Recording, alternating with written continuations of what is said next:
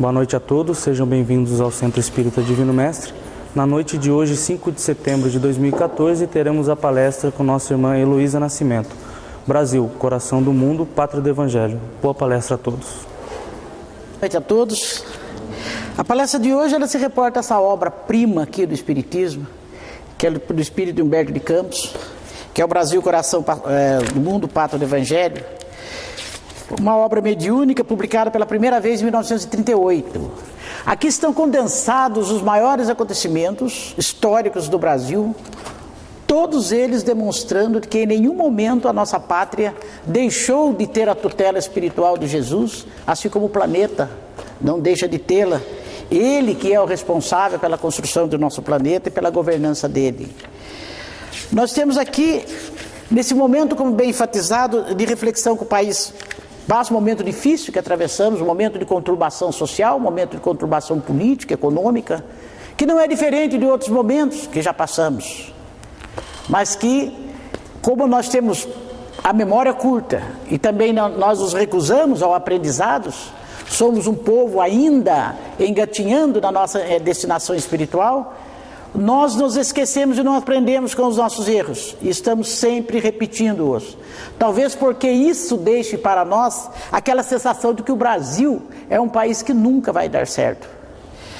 Nós estávamos na inspiração também desta palestra, buscamos o trabalho deste grande estudioso espírita que é o juiz Haroldo Dutra Dias, que eu já me reportei a ele aqui também, um jovem que vem revolucionando o estudo da doutrina espírita na medida em que ele penetra na raiz do Evangelho, ele estudou o grego e o hebraico para que ele possa resgatar a história do Evangelho em sua pureza, história essa que foi sendo, com o tempo, deturpada pelas atualizações, pelas interpretações e pelas versões dadas pelos copistas, e principalmente aqueles que enviesavam essa história de acordo com os seus interesses ideológicos, dos seus interesses religiosos. Mas ele vai buscar sempre a similaridade dessa história, porque ela pode divergir, mas ela acaba sempre batendo no mesmo ponto. E esse mesmo ponto é aquele que deixa bem claro de que a destinação da nossa pátria é realmente a de ser o coração do mundo e ser aqui a casa do Evangelho de Jesus, da doutrina rediviva do cristianismo, instalando-se definitivamente aqui os primados do Espiritismo, que é a religião consoladora prometida por Jesus. Vemos desde o começo em que a explicação que nos é oferecida pelo Espírito Humberto de Campos, ela começa nos primórdios da destinação do Brasil como pátria do Evangelho, com Jesus em uma de suas vindas ao planeta, e ele sempre tem vindo aqui, depois daquela experiência das cruzadas, em que em nome do Cristo, que em nome de Deus, guerras fratricidas enodoaram de uma vez todos os campos da Europa, com assassinatos bárbaros, com regresso de natureza moral, tudo em nome de uma pretensa supremacia religiosa, uma supremacia da palavra de Deus, e bem sabemos que não procede, porque a selvageria do homem o leva muitas vezes a usar o nome de Deus, não raro usar sempre o nome de Deus, para justificar os seus atos de violência e a sua opressão contra o próximo. Vemos aqui então Jesus chamando Eliú, que é um espírito responsável pela governança, vamos dizer, a gerência espiritual do mundo, pela gerência espiritual do nosso planeta, ele que escuta de Jesus o seu desencanto pela situação com que passamos após essas guerras terríveis e a renitência do ser humano em aprender as lições do Evangelho vindas de 1500 anos. Eliú, bem o explica Haroldo Dutra Dias, no seu estudo aprofundado, vem do hebraico Hillel, que foi o avô de Gamaliel e que foi o instrutor de Paulo de Tarso. espírito, pois, de muitas experiências kármicas, espírito já com acendrada religiosidade e conhecimento espiritual e com avanço moral suficiente para fazer aqui a tarefa que Jesus lhe destinou. E foi e coube a Eliú procurar no planeta Terra um lugar onde a palavra de Jesus, os seus ensinamentos fossem instalados, fossem definitivamente, na esperança de que nós pudéssemos finalmente fazer com que este mundo fosse evoluir na direção dos ensinamentos de Jesus. E procura ele pelas plagas da região do continente americano, um lugar ainda inóspito, novo, para que pudesse aqui começar tudo de novo, porque a Europa lá, cansada de guerra, cansada de lutas fratricidas, já estava simplesmente esgotando a sua destinação de transformar-se em uma região imensa de seres voltados para o bem e para o respeito à liberdade do seu próximo. Porque, como bem Jesus enfatiza aqui nessa obra, pelas palavras de Humberto de Campos, referindo-se a Ilhéu, a maior das opressões realmente é aquela opressão que se faz à liberdade do ser humano, porque os homens nasceram para serem livres, e porque através da liberdade é que nós conseguimos exercer o nosso livre-arbítrio, e é pelo livre-arbítrio que nós adquirimos as nossas experiências para evoluirmos até o patamar espiritual de Jesus. Sem as nossas escolhas, sem a liberdade de nossas escolhas, nós não poderemos jamais efetivar o aprendizado necessário que temos para aplicar em nossa vida todos os primados dos ensinamentos de Jesus, para burilar o nosso espírito no sentido da nossa elevação. E temos aqui que as escolhas recaem justamente no planeta, no nosso continente americano. No continente americano, no qual o Brasil, depois de todas aquelas, vamos dizer assim, engenharia espiritual para traçar aqui um mundo próprio, para instalar definitivamente o Evangelho de Jesus, encontramos a nossa pátria. A nossa pátria que tem a feição de um coração. A nossa pátria que, pela orientação da espiritualidade, não se fracionou em diversos países, em cerca de 20 estados, como foi as Américas. O Brasil manteve-se uno, apesar de ser o continente com maior extensão geográfica e com maior extensão de costa marítima. Conseguimos manter a unidade física de nosso planeta. E instalando aqui 3 raças. As 3 raças formadas pelo índio conhecido pela sua alma simples, aí o seu coração bom, a ignorância também fazendo companhia a essa característica do seu caráter. Formou-se aqui também a junção do português, o português que vem lá da Europa, o país mais pobre da Europa, mas com um povo simples, trabalhador, um povo humilde. Os portugueses que vieram aqui como degredados, os degredados que foram aqui deixados, apartados de suas famílias, amigos, haveres, pertences e trabalho, através da perseguição do Estado totalitário, da perseguição do rei. E por isso corporifica ele a sede de justiça. A sede de justiça que é a lei de Deus mais acendrada, que mais cala o ser humano, que é a lei de justiça, porque é aquela que dá a cada um tudo de acordo com a sua obra. É a lei de justiça que nos faz pensar que toda a nossa ação tem a nossa reação, e que nós sempre receberemos aquilo que plantamos e aquilo que colhemos. E temos também a junção da raça negra, formada pelos humildes e pelos aflitos, que nem sempre foram os humildes e os aflitos, porque lá no continente africano encontra-se as raças que foram soberbas, arrogantes, as raças que colocaram outros povos sob o tacão do autoritarismo, da perseguição e de toda sorte de malefício de ordem física e moral. E esses povos, depurando-se no continente inóspito africano, e ainda hoje lá é aquele continente o lugar para onde são remetidos aqueles que precisam reencarnar e desvestir-se dos seus sentimentos torpes de orgulho e egoísmo, aquele sentimento que oprime o próximo. E é a junção dessas três raças que nós temos formando aí, se é que se pode chamar a raça brasileira. E esse foi realmente o amálgama de raças que forma o povo brasileiro. Esse amálgama que depois foi recebendo novas contribuições étnicas de outros países. E é por isso que, para chegar-se a esse país, para que se trouxesse da Europa um reino de Portugal, também oprimido por outros países de maior poderio econômico e de maior, vamos dizer, experiências guerreiras, que aqui era necessário que se desse a essa terra a condição de Estado, um Estado como naquela época, ou seja, o que eles entendiam, um Estado-reino. E aí essa é a função de Iléu. Iléu que é instado por Jesus a reencarnar na terra. E Iléu reencarna na terra como infante do Henrique de Sagres, o maior de todos os navegadores portugueses.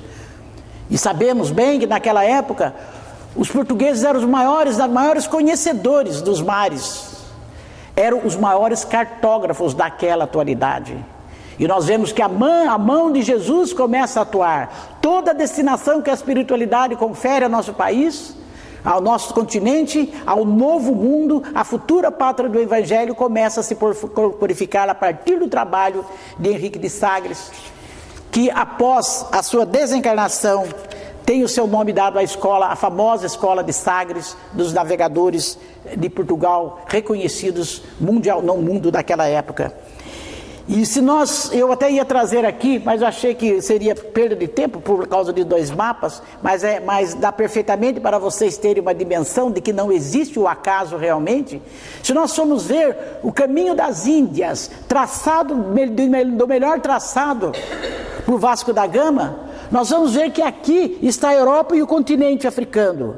E aqui está o Brasil incrustado no continente americano. Ora, o traçado para as Índias contornava toda a costa da Europa e sufragiava o continente africano. Fazia-se a rota já feita, saído de Portugal, já feita, para depois virar o Cabo da Boa Esperança. Ora, como um povo que tem essa experiência reconhecido, que tem os maiores cartógrafos do mundo, com a sua experiência de grandes navegadores, poderiam errar uma rota, a qual trouxe Cabral daqui, ao invés de seguir aqui, fazer esse caminho e chegar a Porto Seguro. É um erro crasso que talvez o mais incompetente dos navegadores não o cometeria, mesmo desprovidos do mais rudimentar dos aparelhos de orientação de navegação. Mas aí agia a espiritualidade, principalmente em Pedro Álvares Cabral e seus sonhos. Debatia-se ele em sua nau em pesadelos, porque era ele instado, era ele influenciado, era ele orientado por espíritos que lhe indicavam a necessidade de enfrentar um caminho tormentoso para chegar a uma nova terra. E assim foi feito. E aqui instalou-se a terra de Santa Cruz. A terra de Santa Cruz com a sua perfeitamente com a sua destinação de ser uma terra já voltada para uma religiosidade do seu povo. Mas terra essa que foi tendo depois o seu nome mudado e que, em função depois do comércio e do saque de sua riqueza do pau-brasil, teve o seu nome mudado. Mas isso não tira de nós o nosso destino, a nossa destinação de sermos a pátria do Evangelho. Então temos que aqui deixa bem enfatizado que nunca na história do mundo um país com uma costa tão imensa, com uma extensão territorial tão grande, não sofreu nenhuma invasão, nenhum ataque, nenhum fracionamento territorial. E isso está bem explicado porque estava lá a mão da espiritualidade, o trabalho dos enviados de Jesus, que nesse vai e vem da terra o auxiliam nessa tarefa de salvar esse planeta e redimi-lo através do seu Evangelho. E aqui vieram depois os missionários e foram vindo um a um. E tivemos a nossa pátria tomando o seu corpo, através principalmente da vinda da corte portuguesa para cá. Da corte portuguesa para cá, expulsa pela oposição espanhola, e que, ouvindo os conselhos dos experientes ingleses, fez com que viesse para cá o seu rei e toda a sua corte. Mas sabemos que chegando aqui foi difícil para o rei, um rei que não tinha muita força de vontade e que tinha muita saudade da sua terra e que vivia envolto nos seus interesses gastronômicos, na sua proverbial preguiça, cercado por uma corte ociosa, parasita, completamente irresponsável, e que vinha aqui mais para dilapidar o patrimônio natural desta terra. E vemos que desde todos os espíritos santificados que aqui vieram, todos eles exerceram de uma forma ou de outra o seu papel, desde os missionários como Anchieta, como Manuel de Nóbrega e tantos outros. Vindo aqui, nós tivemos também o trabalho que se teve de reunir também a boa vontade dos índios, principalmente os tamoios, que muito auxiliaram Mendes Sá também a formar ali no Rio de Janeiro uma nova unidade territorial, para aos poucos a costa brasileira e o nosso país ir tomando uma forma ainda de um estado incipiente, mesmo que sobre a denominação e sobre o jugo de um reino. Vemos então que por causa dessa amálgama de raças é que nós chegamos até aquele espírito que eles falam que o brasileiro tem de fraternidade, espírito de um povo bom, e que muitos decantam como um povo alegre, embora o poeta Olavo Bilac tenha destacado em sua poesia que o brasileiro é um povo de alma triste, talvez pela conjugação étnica de 3 raças que vieram da tristeza, que vieram do seu passado cercados de débitos kármicos pesados, e isso traz, em qualquer um de nós, ou traz a tristeza do erro, a tristeza da reincidência, a vontade, o arrependimento e a vontade de melhorar. E isso acontece no nosso dia a dia. Temos sim, todos nós temos aquele recordar triste de um tempo que vivemos lá na erraticidade, que lá nos foi mostrado como um interregno das nossas dolorosas reencarnações, mostrando lá na espiritualidade que podemos ser felizes sim, desde que possamos praticar o amor ao próximo, o louvor a Deus e a fraternidade entre os povos. E isso nós temos nas experiências quando retornamos sempre à erraticidade. E quando estamos aqui reencarnados, temos a saudade do ontem espiritual.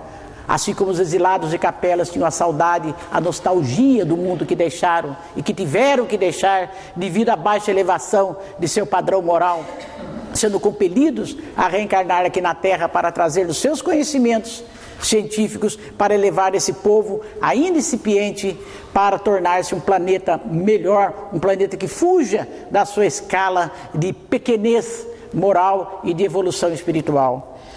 E assim a civilização brasileira, na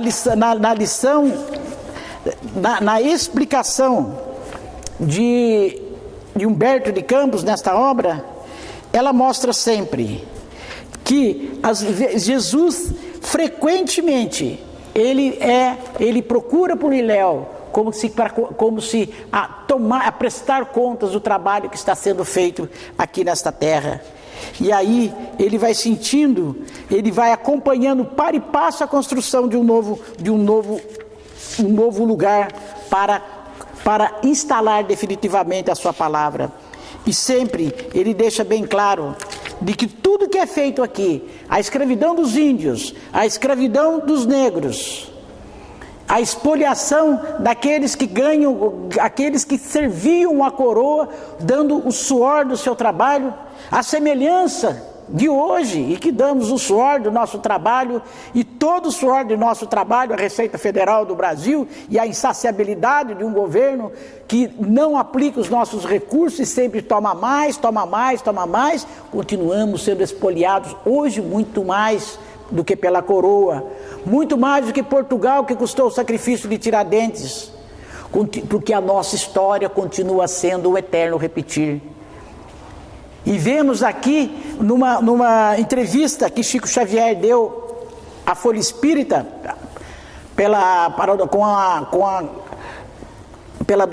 contada pela doutora Marlene Nobre, em que Chico Xavier conta como será o destino do Brasil. Se o Brasil pode perder sim a sua condição de pátria do Evangelho, de coração do mundo, se o mundo pode perder a sua condição, quem sabe, de um planeta em evolução, de um planeta em regeneração, e Chico deixa claro que sim.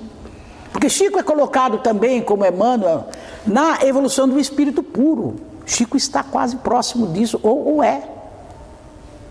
E nós vemos que Chico deixa claro que a Terra pode falir, sim, porque nós não somos espíritos perfeitos.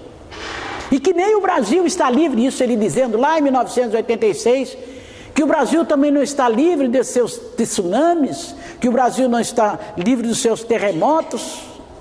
E nós sabemos que depois de 90 para cá, tivemos tremores de terra pequenos, mas já tivemos. Que sofremos ainda que de forma mais longínqua os efeitos de tsunamis lá da Ásia. E que o mundo, naquela época ainda que não tínhamos a ocorrência desses fenômenos, Chico contando lá que ocorreriam esses fenômenos em outras partes do mundo. E que o mundo sim pode se assombrar. E que nós podemos sim correr riscos. E que nós não estamos infensos a isso. E isso foi dito numa época, 1986, que nós tínhamos uma hiperinflação. O Brasil tinha a economia brasileira estava praticamente à bancarrota. Nós tínhamos sérios problemas sociais. Nós tínhamos sérios problemas de corrupção.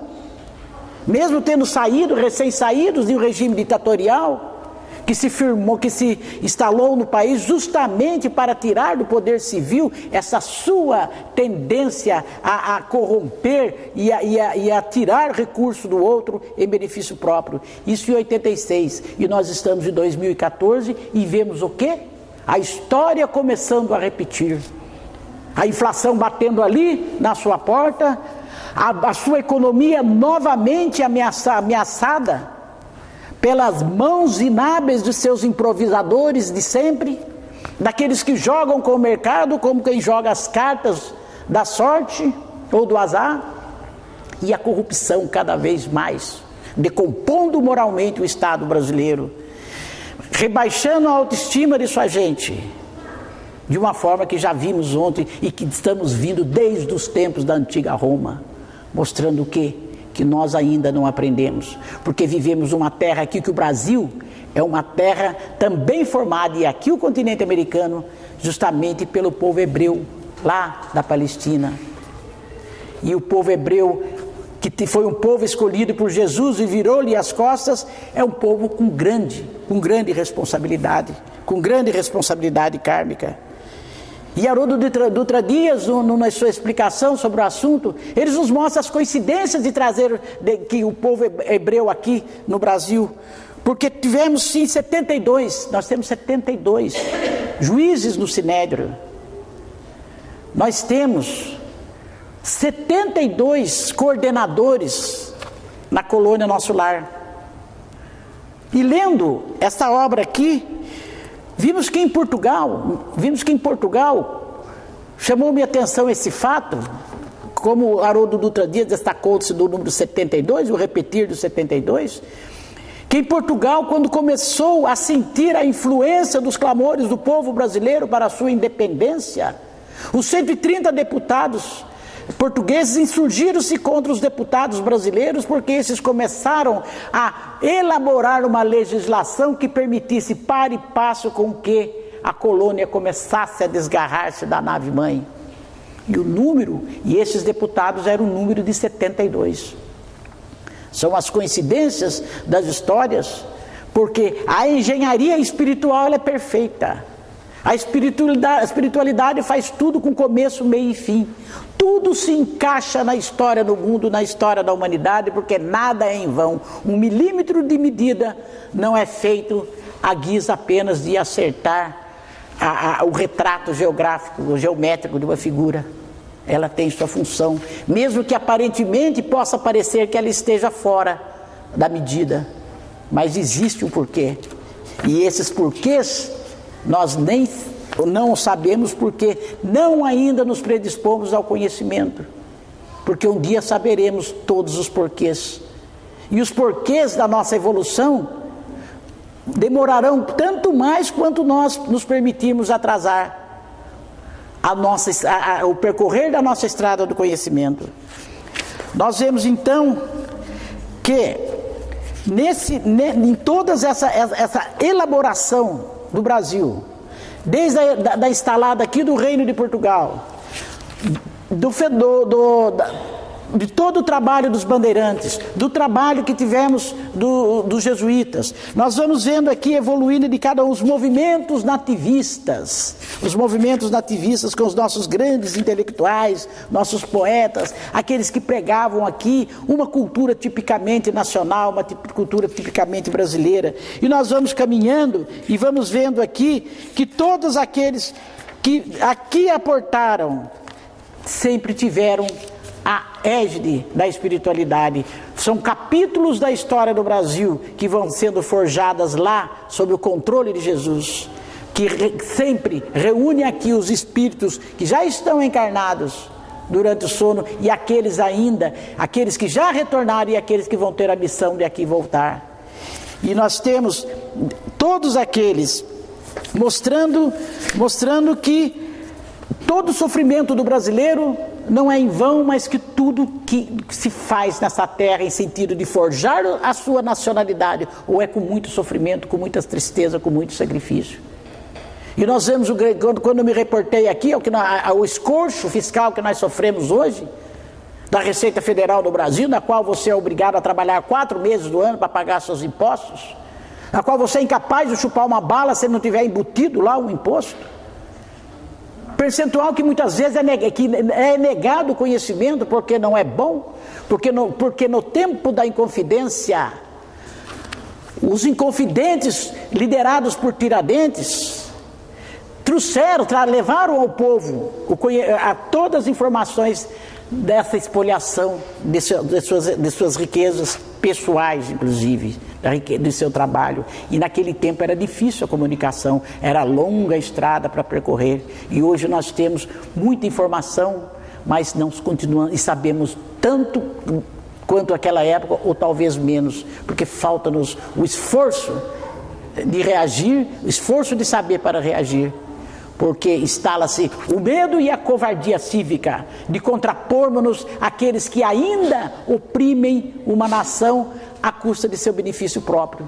E temos aqui hoje, como falamos de vocês, esse sossobrar moral das classes dirigentes brasileiras, que é o eterno repetir da outra. E pode parecer que hoje está mais em evolução essas pústulas, essas sangrias da moralidade pública de nosso país, mas justamente aparece, aos poucos vai se tirando véu sobre véu da situação de negritude moral de nossa gente. O que vinha antes, por debaixo, começa a emergir. E temos hoje esse todo estado corrupto instalado no país, com uma sem cerimônia que desavergonha a nós próprios e aos nossos avoengos, quem diria, nossos ancestrais, muito mais.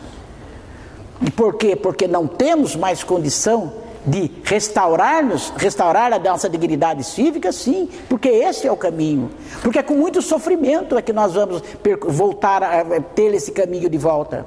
E é por isso que nós temos que aprender as lições. Essas lições que começaram em Portugal, que começaram em Roma, que chegaram em Portugal, que estão aqui desde a instalação da corte do rei de Portugal, aqui em nosso país, e desde depois de todos os governos, e veio depois com a República sim, e que só teve um interregno, justamente no segundo reinado. E por que esse interregno no segundo reinado? Porque no segundo reinado reencarnou-se aqui no Brasil, por orientação direta de Jesus, secundado por Hilel, o espírito de Longinos.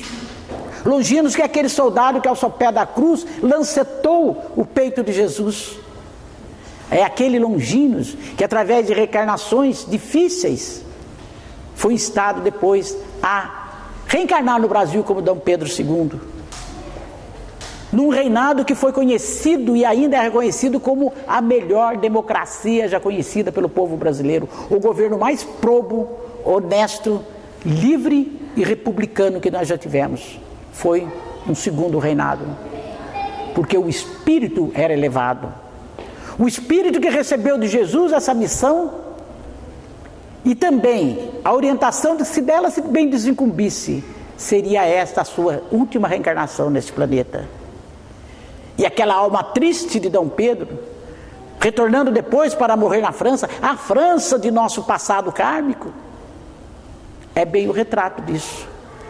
Porque somos nós, não só esse amálgama das raças nativistas que aqui se formaram, mas somos nós, aqui brasileiros, com a nossa árvore transplantada da Palestina, somos nós aqui, o povo hebreu, mas com as nossas incursões também, principalmente pela França, e seus 2 milhões de espíritos aqui reencarnados a pedido de São Luís, um pedido de São Luís feito diretamente a Ismael, que é o governante de nosso país.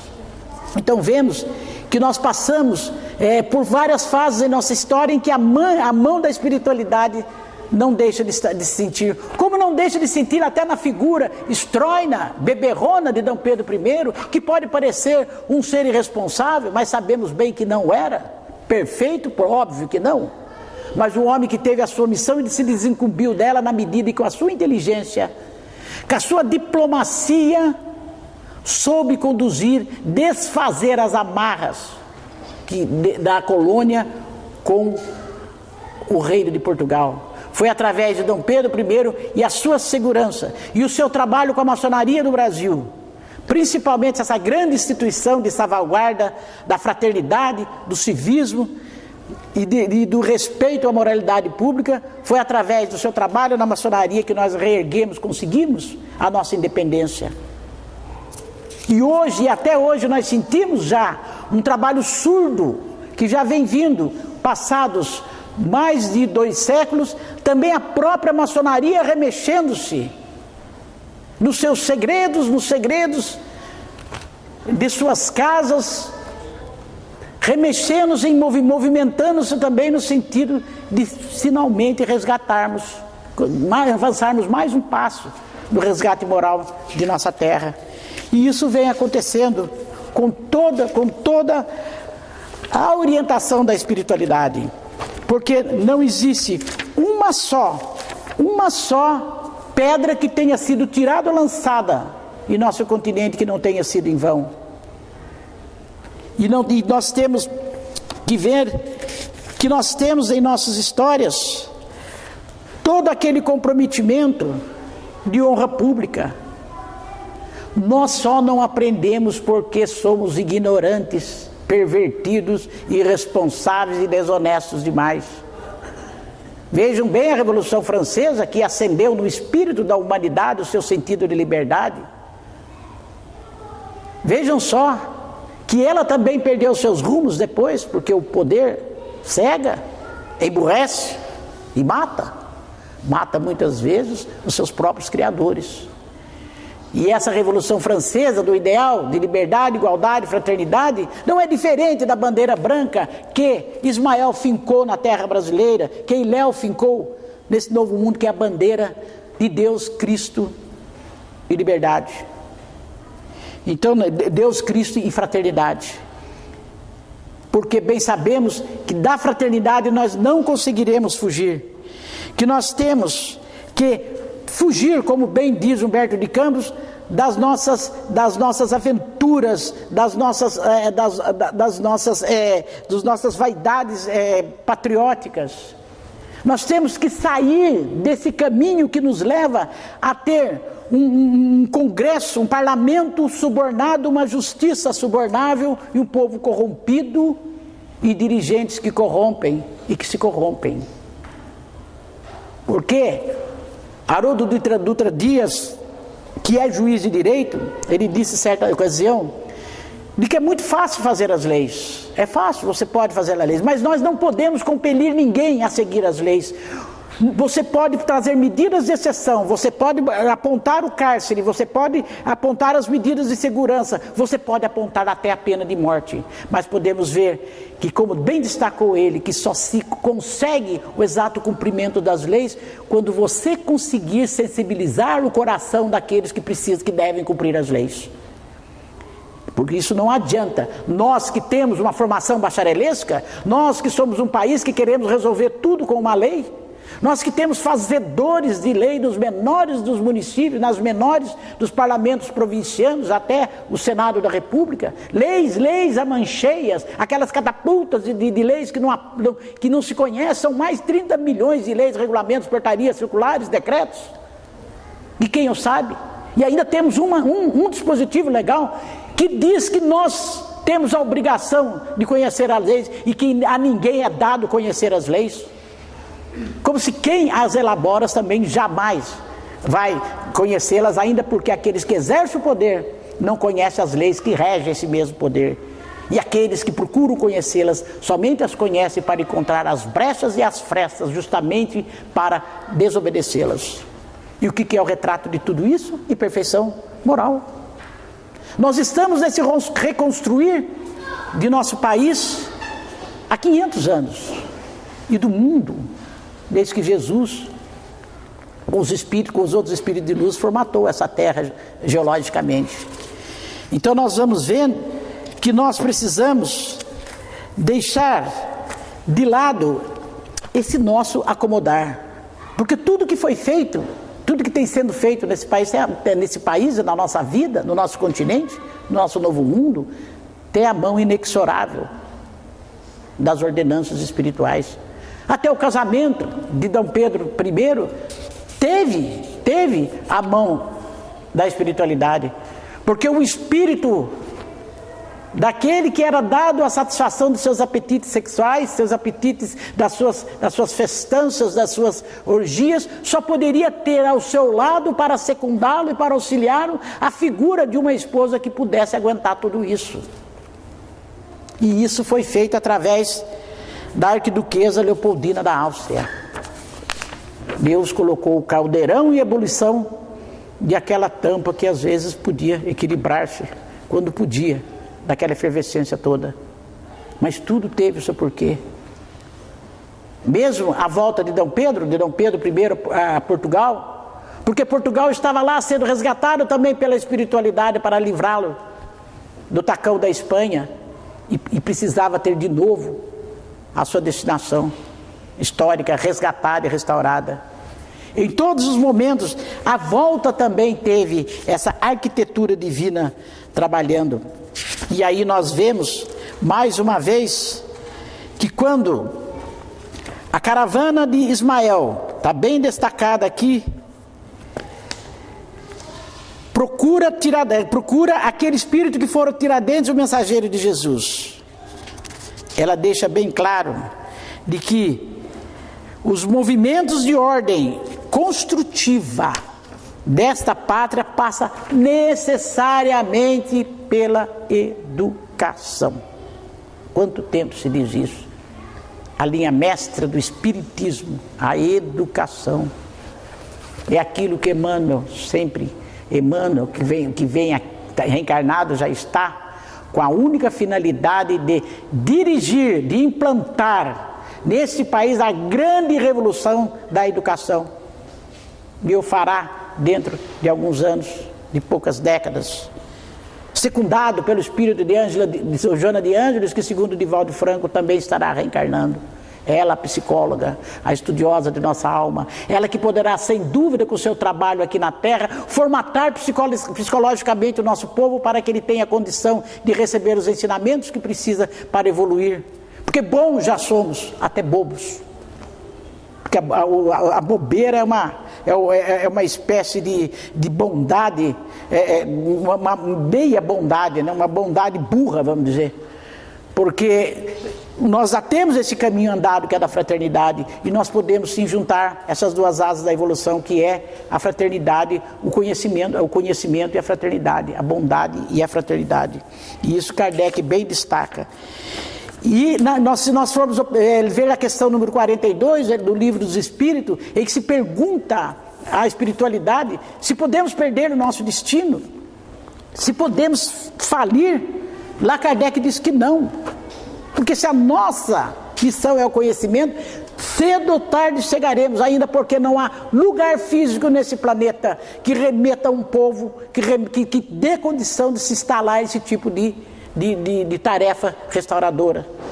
Sobrou esse, e tem que ser aqui, nesse continente, em que nós estamos olhando para ditaduras terríveis do socialismo, da ignorância política, em que parece que estamos retrocedendo, do populismo governamental, da assistência puramente material, da esmola oficial, sem a contrapartida do trabalho, sem a contrapartida das portas abertas para a educação comprovada, a esmola oficial alçada à condição de compra de voto, de compra de consciência, de preguiça, de inércia, de ócio, com o apoio do trabalho, do suor daqueles que estão persistindo na sua faina diária de reconstruir o país através da responsabilidade.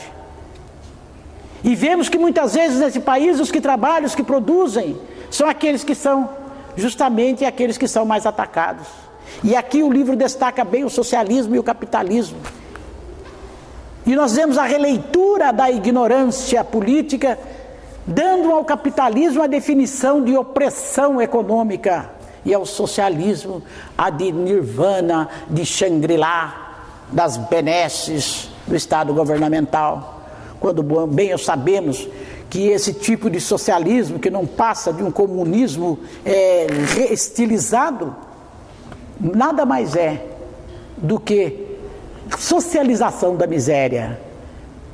Dividir é como se eu ganhasse 10 reais e o outro ganhasse 50 reais, 100 reais ou 50 reais, e nós dividimos por dois e dissemos que a renda média, a renda per capita de nós dois era 30 reais. Como bem sabemos que não é. Mas as estatísticas oficiais têm essa mania de fazer renda per capita. Dividem, muitos ganham os milhões, outros nada, divide-se e chega-se à renda. Como hoje fazem para demonstrar que o brasileiro está emergindo da pobreza para a classe média, quando na verdade o que é o achatamento salarial da classe média para que elas se confrontem com a linha da pobreza aqui. E aí nós temos hoje um país em que quem ganha 280 reais é considerado classe média. E para quê? Para auxiliar na estatística oficial do discurso do falso desenvolvimento. E essas enganações não são de agora, sempre o foram. Mas agora nós temos a informação. E só não é informado quem não quer ou quem se beneficia da ignorância. E, infelizmente, os beneficiários da ignorância são muitos. E mais infelizmente ainda, os que se beneficiam são justamente os que têm o conhecimento e utilizam para ludibriar o outro que não o tem. Nós estamos passando por uma fase dessa. E é uma fase extremamente difícil. E numa fase em que nós temos a necessidade de forças morais disputando o sufrágio universal para que nós possamos reerguer este país, para aproximar, para encurtarmos o caminho no sentido da evolução, para que ele possa ser sim a pátria do Evangelho que será. Porque é o Evangelho que vai instalar nesse país o cristianismo redivivo. E foi esta a grande e última tarefa de Iléu em nosso planeta, em nosso país. Justamente o que? A grande tarefa foi reunir o espiritismo, os movimentos espíritas. Depois de proclamada a República, reunir todas as casas espíritas e o movimento espírita que estava se iniciando no Brasil naquela época, no final do século XIX, em torno de uma casa só, de um movimento só, porque o espiritismo era feito de forma muito aleatória, muito espalhada, cada um resolvia de per si. E hoje, embora nós não sejamos uma, vamos dizer, uma religião formal, ritualística, como as outras tradicionais, as que os povos estão acostumados, mas temos sim uma unidade das nossas casas. Nós temos sim a USE, nós temos a federação, temos a aliança evangélica, mas todos nós debaixo do mesmo guarda-chuva, que é o guarda-chuva de Kardec. E Kardec no guarda-chuva de Jesus. Bebemos da mesma fonte, a fonte do espiritismo é a mesma, embora a denominação de seus agrupamentos possam ser diferentes. E essa realmente foi a grande tarefa, a última grande intervenção espiritual, para que nós possamos dar ao nosso povo a questão de nos confrontarmos com aquilo que nós fomos, com aquilo que somos e com aquilo que devemos ser, e que tantas vezes nós estamos deixando, estamos atrasando esse nosso caminho. Nós temos aqui a explicação de Humberto de Campos, deixando bem claro de que o grande tarefeiro dessa missão, que foi Bezerra de Menezes, que foi aquele que trouxe para nós a unificação do movimento espírita. O Bezerra de Menezes, que se transformou nos espíritos mais bondosos e fraternos já reencarnados nessa terra.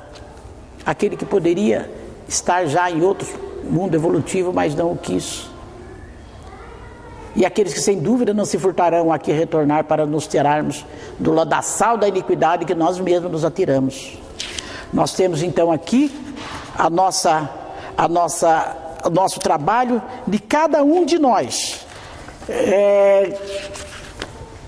Voltar a pedir o auxílio da espiritualidade e conectarmos sempre com espíritos maiores em bondade, para que nos auxiliem a discernirmos o que é bom para nós, aquilo que Paulo de Tarso diz, aquilo que é aquilo que nos convém, não aquilo que nos é dado e aquilo que nos é lícito à nossa disposição, como ele bem destaca na primeira carta aos Coríntios. Então, é isso que nós estamos fazendo em nossas casas espíritas, é isso que nós estamos fazendo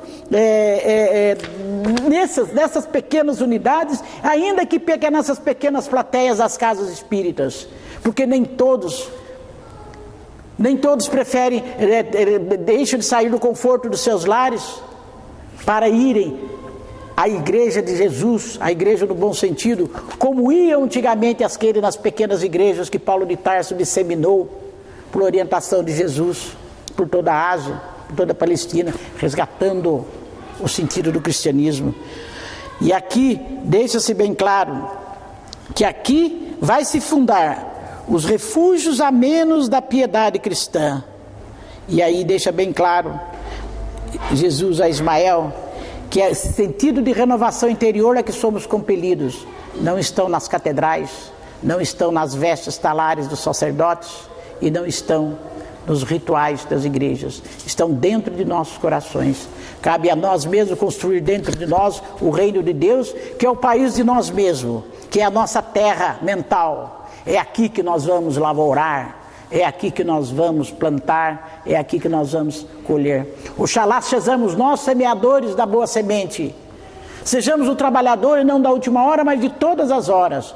Mesmo sabendo que, mesmo sendo da última hora, nós teremos a nossa paga, porque não nos furtamos ao trabalho.